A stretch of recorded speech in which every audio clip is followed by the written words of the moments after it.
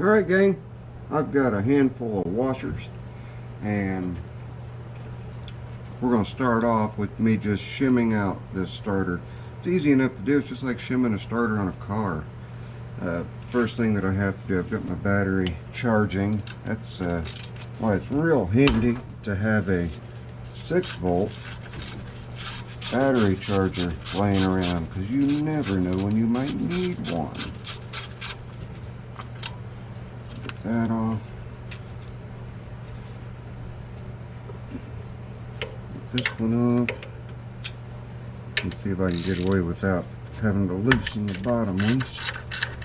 Yeah, it's wanting to spread apart on its own. Good deal.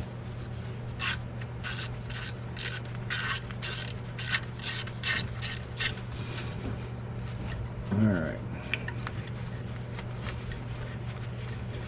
And I don't think I showed you guys on this. It has a pull start on the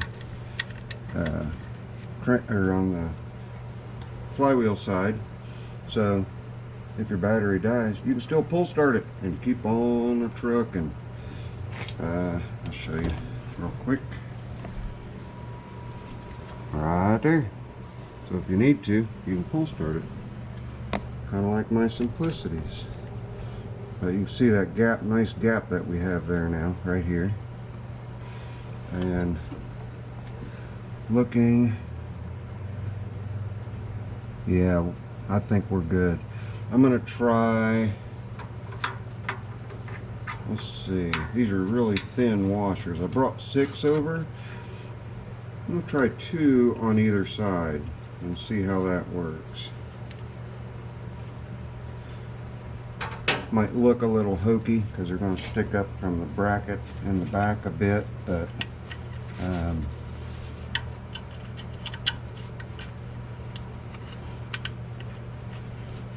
think that'll be alright. And just like when you're assembling anything, only put a couple in, or only thread a couple threads at a time. Come on, cooperate. Are you going in? Yes, okay. Now the next 2. This is just real quick and easy. Let me get a... Hang on, don't go away.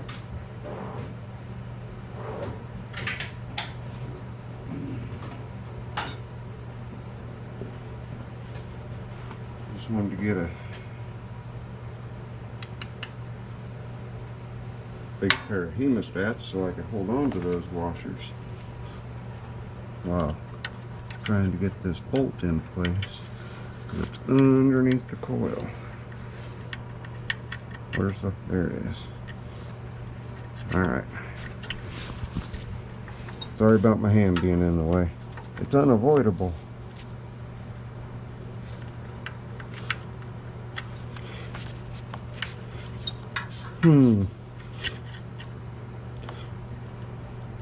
That bracket has a weld on it right there that's preventing me from being able to use these 2 washers without cutting a little bit of these washers off. So hang on, let me do that and I'll be right back. It was like no time at all went by, huh? Alright. Just nipped a little bit off so I can still get that in there and not have to worry about that little bit of a weld goober there. And I even set them in the hemostats so that I can get it down in there and not be in the way of the camera. Now the problem is they won't go down because I don't have a hold of them in the right place.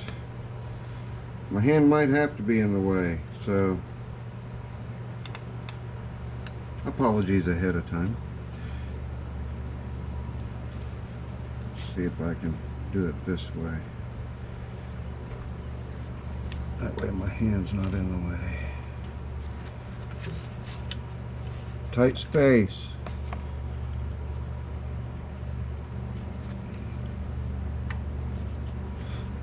It's not wanting to go in. Hang on.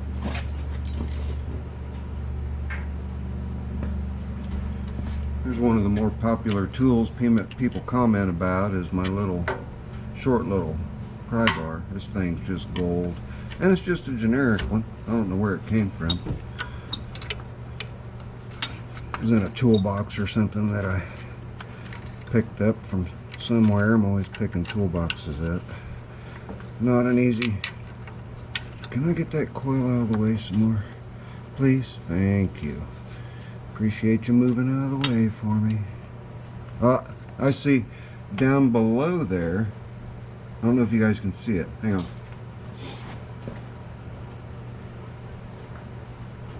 Looks to me like somebody attempted to do this before and they dropped the washer and just said, forget it. Right down here is a washer. Wrong size, but it's a washer. Okay, let's try this again. You ready? Let's get this in here. Now I can reach in there a little better. And it moved out of the way just fine. Whoop. Fumble fingers. It's a nice thing about being left-handed. You tend to learn how to be ambidextrous. I gotta move that down a little bit more on the hemostats.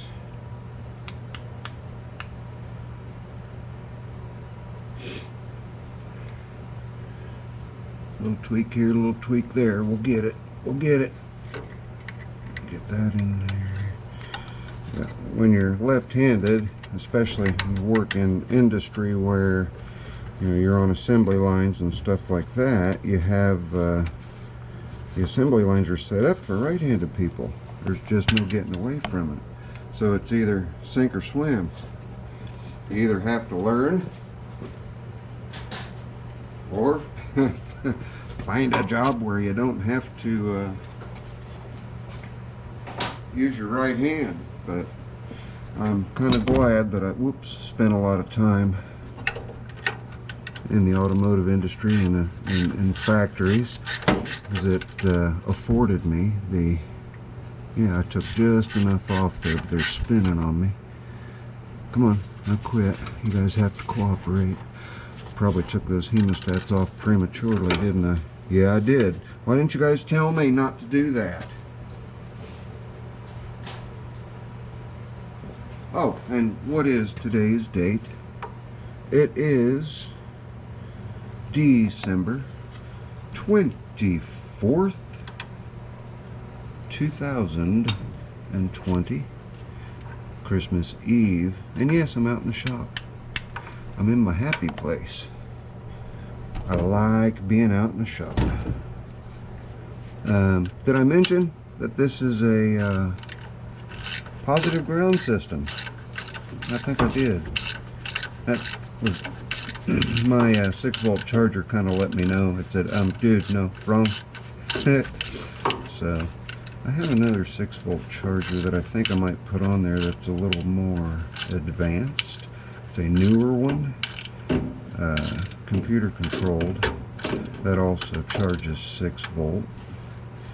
I think I'll switch out from the old antiquated analog one that doesn't really have much in the way of safety on it and use the other one. But these things do have suspension front and back. I showed in the video that I just uploaded today, actually on Christmas Eve, that it had really huge axle tubes in the front. Well, those are kingpins. Those are actually the shocks as well. So not only do you have really big axles that turn, they're spring loaded, and then for the rear suspension, what you have back here are, let's see, I can just use this light and turn it. You have two coil springs right there. So there's your rear suspension. So you do have suspension front and back. And originally these things had, I don't like this just hanging out there off the block, so that's going to get changed in pretty short order before I ever start doing all the swaps and everything. But this used to have a flexible hose on it, and I have right there flexible hose, and I'll be able to weld on a fitting so that I can put a muffler on it and route it and secure it. And then there was something else in here that I wasn't sure what was going on with it. We'll get the light on it too. Alright. Right to the left of that drive pulley. Oh, and I got the drive pulleys backwards. The outside one is the low speed, and the right side is the inside is the high speed. But those belts are not lined up very well at all. I don't know if you guys can see. They're offset a little bit, so I may have to see what I can do to square that away. Make sure I don't screw anything up in the process. But there's baling wire wrapped around the lower engine structure, coming up to the frame and the swing arm, which kind of confuses me a little bit as to why that's there. So I may have to do some investigating. I may have a broken weld on the engine cradle, and that's why they've got that up there like that. If so, we'll have to lift this thing up on its side. But just what a neat old machine. Alright, let's put the battery on and see if it sounds better when cranking. What do you say? I'll do that. We're not going to start it, we're just going to crank it. So let me pop that off here real quick. Yep, positive ground. You can see right here, here's the plus. And there's your ground strap.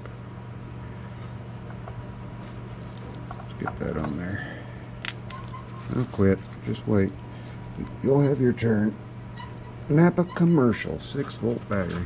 New and 12 of 20. There we go.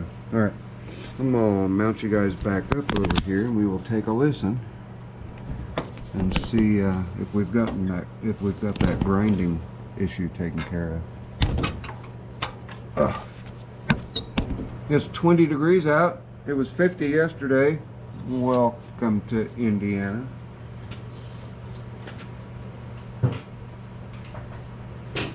Ready? Corn tack.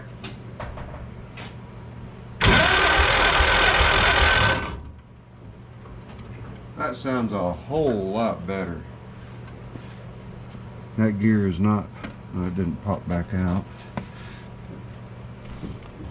Hang on, since it didn't pop back out, I'll show you. It just, when you spin it, it kicks it out. I suppose I can just use a flashlight.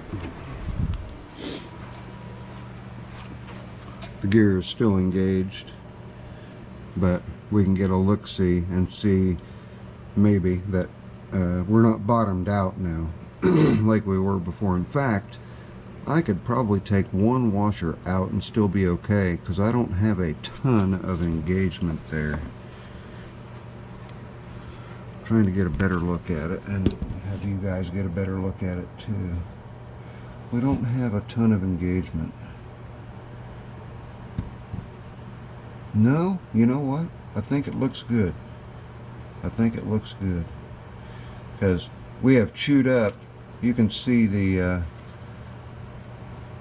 ends of the flywheel where this gear has thrown into it for so long with it being shimmed wrong, and it's got those flywheel teeth rounded over at the engagement points.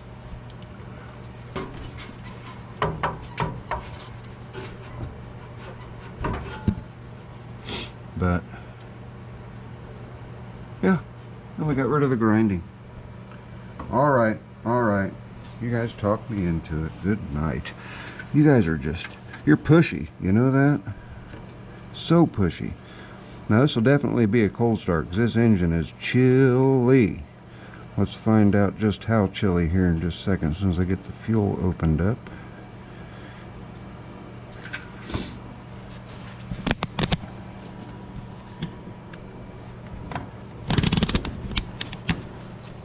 I'll just leave you sit. And yes, I do have the fender protected here, so just let you guys sit right there when I crank it over. We'll see how cold the engine is.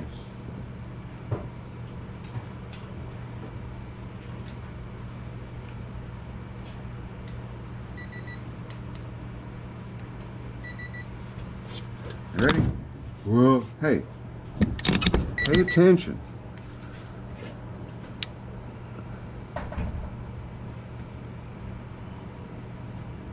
Definitely cold. Let's get it up here so you can still see it. Okay? We are cold. Let's give it a really cold start. I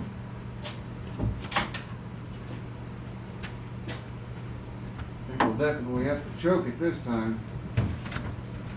Here we go.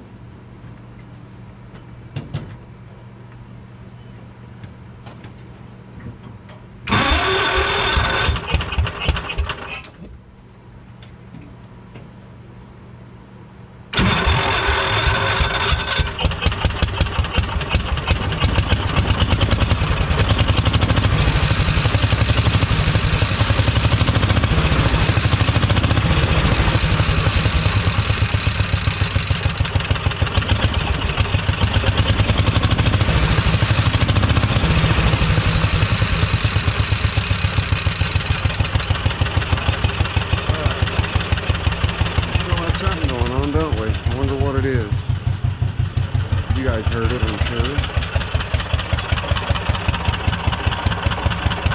We're plenty far enough away. Don't stall on me now.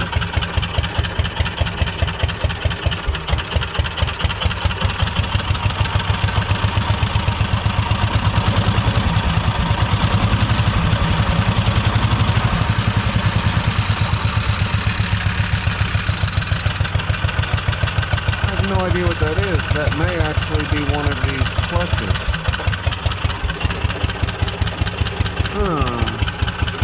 Well, we'll have to figure that out. Or it might be right close to being in a gear. That's a possibility. Let me make sure here.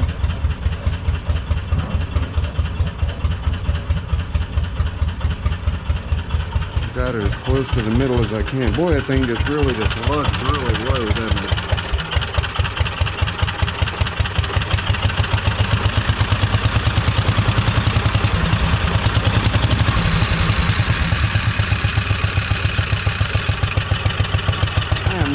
What that is. Runs good though. I've not yet checked to see if it does the thing it's supposed to do. I'll show you guys turn signals. The reason they're flashing quick is because of the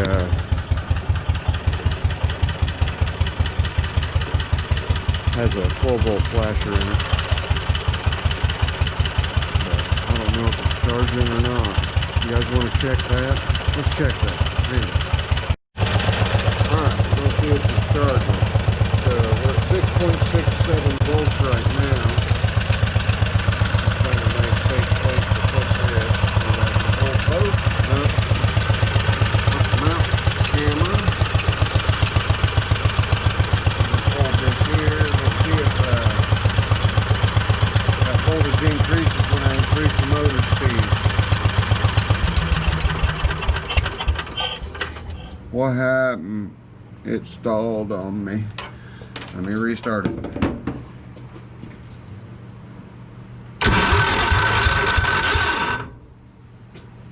Still sounds like grinding a little bit.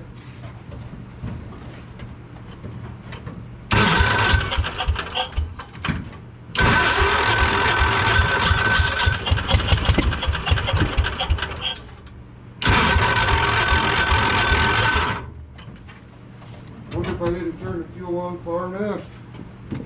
Let's see. We'll turn it on some more. I know I turned it on. Might not have turned it far enough.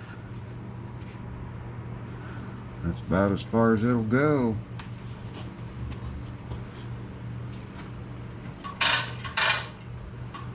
Blow a little air in the tank, pressurize the piston.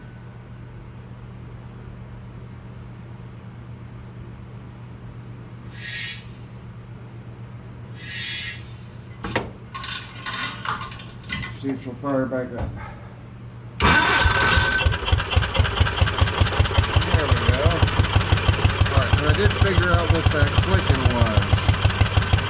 It is the high-speed belt clutch. So we may have to pull that apart, take a look at it, see what's going on. So, we're at 6.44 volts. Let's see what happens when we increase our RPM a little bit.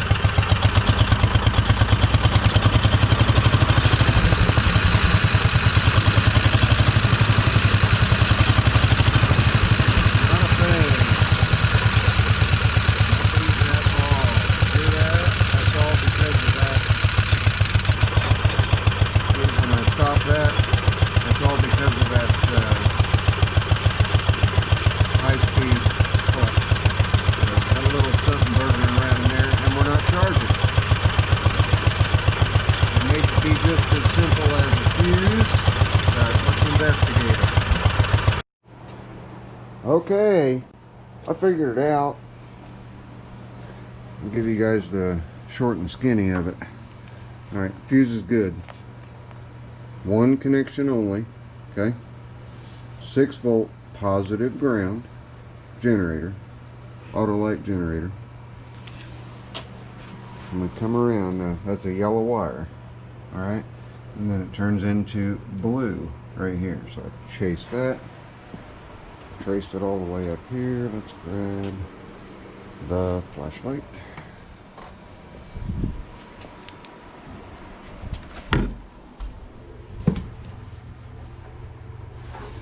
Now, how well are you guys going to be able to see this?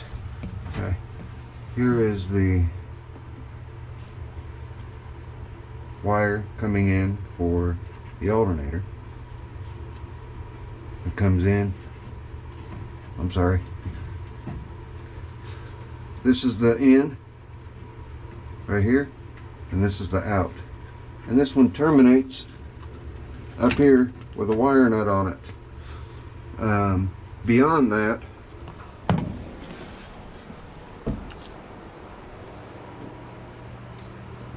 there's no regulator anywhere at all. Like nowhere. These have to have a regulator. So did a little bit of googling, and this is the regulator that I need. It's just the cutout. So you've got the generator side, the battery side. That just mounts right on the generator. So I need to pick one of those up, and then so long as that generator is okay, it should be putting out power and able to charge the battery. If not, I may just go ahead and mount a 12 volt starter generator in there, and I can cobble something up without damaging or altering anything, or just get a one wire and go ahead and switch this thing over to 12 volts, since it's going to be going to 12 volt anyway.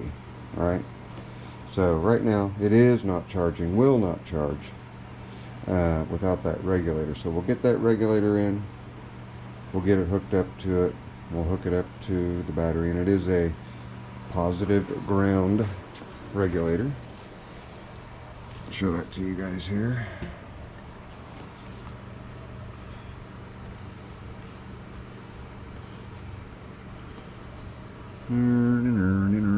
Well, it is.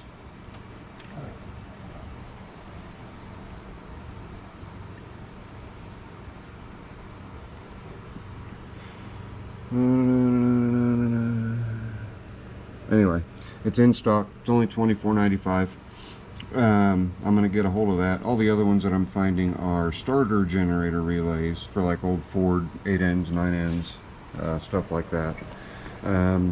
This one just takes a little one that doesn't put out a lot of amperage, which is fine. I'm not going to be, running an amplifier with subwoofers and a stereo and all that stuff in this thing. I'm just going to let the sound of the engine be my music.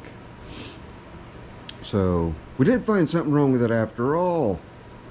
I'm alright with that. We shimmed out the starter a little bit, and after shimming out the starter we discovered that we're not charging, which is okay. It's alright. I've got plenty of time to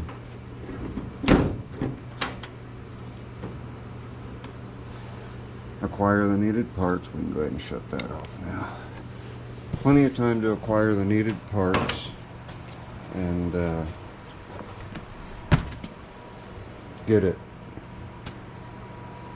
ready to ride and be okay as far as I'm pretty sure that will do 6 volt.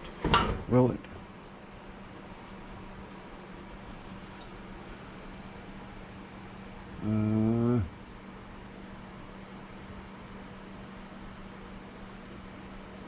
Doesn't look like it. No, it's just for 12 volt. I have one that's for an what?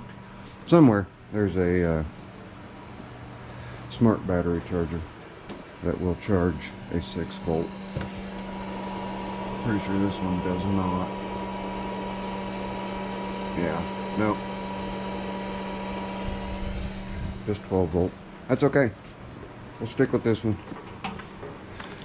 It threw me for a loop at first. I saw that ground strap and I just, immediately put the black on